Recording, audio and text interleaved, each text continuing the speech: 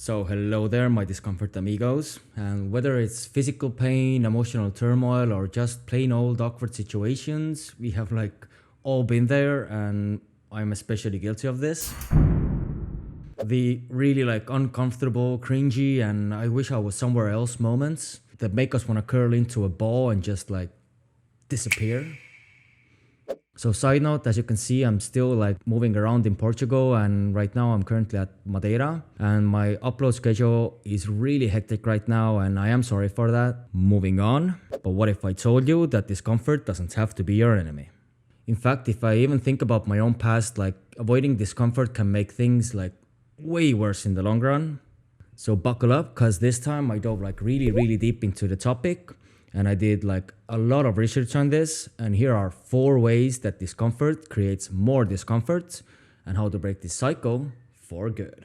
So also don't get frightened by the topic names. They are kind of weird, but these are the best I could come up with. So let's get into it. So the first one is the negative cycle of avoidance. So you know what they say. So the only thing worse than discomfort is the feeling of anticipating discomfort. So in this case, avoidance might seem like the easy way out, but it can create a vicious cycle that makes things way worse in the long run.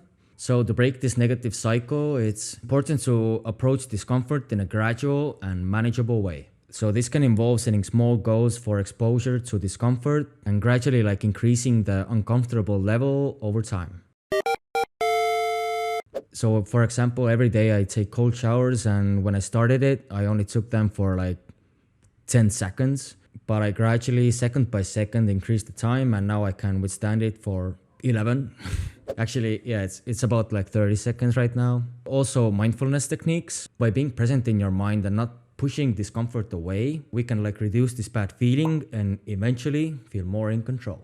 So imagine someone having a fear of public speaking, me for sure.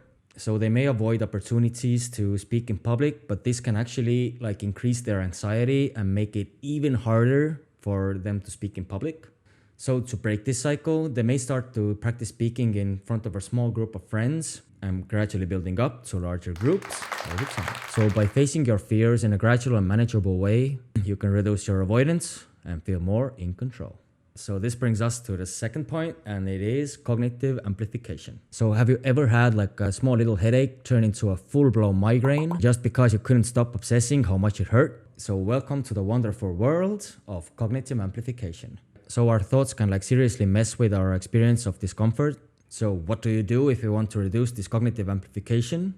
It can be helpful to challenge negative thoughts and beliefs. So in the past year, I found out one way that is really effective on this. So identify and try to change these negative thought patterns. So additionally, what I found out really helped was distracting myself with music, or try to engage in a pleasurable activity that shifts away your focus from the discomfort.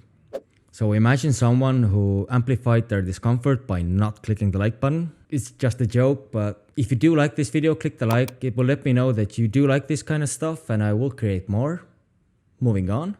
So I can bring myself as an example from the past on this one. I had these presentations at work, and I really felt nervous about them. I began to imagine that I will embarrass myself in front of colleagues, and I just froze up. So the way I overcome this was I asked myself these simple questions, what evidence do I have to support this thought, or what's the worst that could happen? And usually the answer was nothing. And I highly suggest you just listen to some calming music before a presentation. It really helps. So moving on to the third one, and it is feedback loops in social situations. So picture this. You're at a party and one person starts to feel really awkward. So suddenly the awkwardness spreads like a virus, and before you know it, everyone is cringing and avoiding eye contact. It's basically like a plague, but for social interactions. So breaking this feedback loop can actually be really challenging.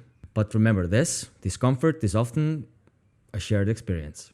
So engaging in positive and supportive behaviors like active listening, humor, and empathy can help shift the social dynamic and create a more positive feedback loop. Practicing assertiveness and setting boundaries can also reduce discomfort. So a lot of people I know feel uncomfortable in social situations because they struggle to connect with others. They usually withdraw themselves from social situations, which actually make them feel even more uncomfortable.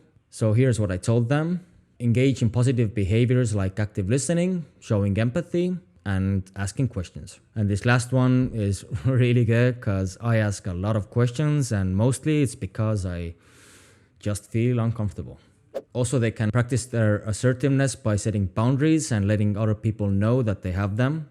So that's a good thing. So this brings us to the last one and the fourth one, and it's learned helplessness. So have you ever felt you were stuck in like a cycle of discomfort and there was like no way out? It's like being in a really bad rom-com with no happy ending, no pun intended there. So when we feel helpless in the face of discomfort, it can create even more discomfort.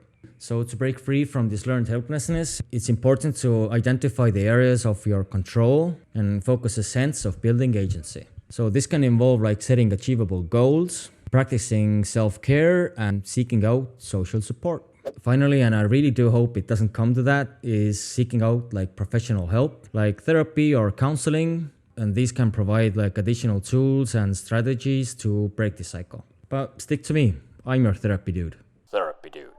So yet again, I can provide an example from my own life in the past. So I was like passed over for a promotion multiple times, and I started to feel like really incapable at work. And even eventually I started to like giving up my goals, and that's not a good thing. So what I did to break free from this was I started to like identify the things at work that I could like focus on and change, such as my schedule or the tasks that I could take on. So I also sought out opportunities for like personal growth. I took classes and I developed new skills.